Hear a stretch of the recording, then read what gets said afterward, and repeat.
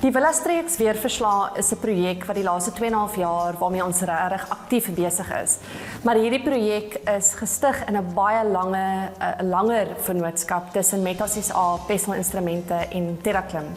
En daai vennootskap was die Eureka Klimaatslim projek wat gebore was in 2019 en afgeskop het in Junie 2021, waar ons befondsing uit die Suid-Afrikaanse en die Oostenrykse regering gekry het om oor die 200 weerstasies in die Wes-Kaap te installeer.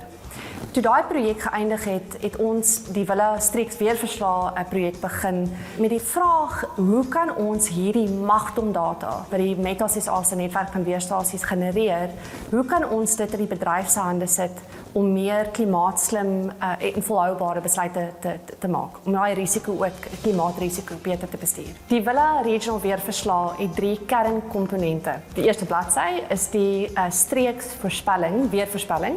Elke verslag het so tussen 3 tot 4 weerstasies wat geïnkorporeer is in die verslag, en daar's 'n hipergelokaliseerde weervoorspelling geaktiveer op elkeen van daai stasies.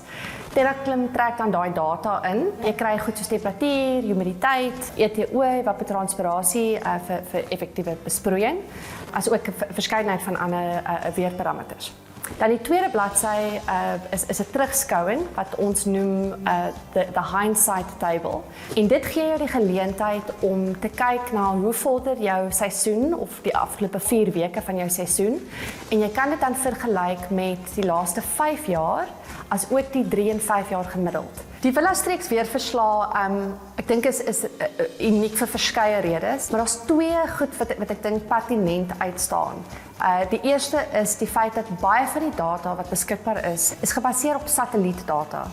En so die feit dat die Villa Weerverslae gebaseer is op weerstasie fisiese gronddata wat gemeet is op plaasvlak, bring 'n vlak van akkuraatheid en bring in daai element van die mikroklimaat van 'n streek en voeg regtig waarde by.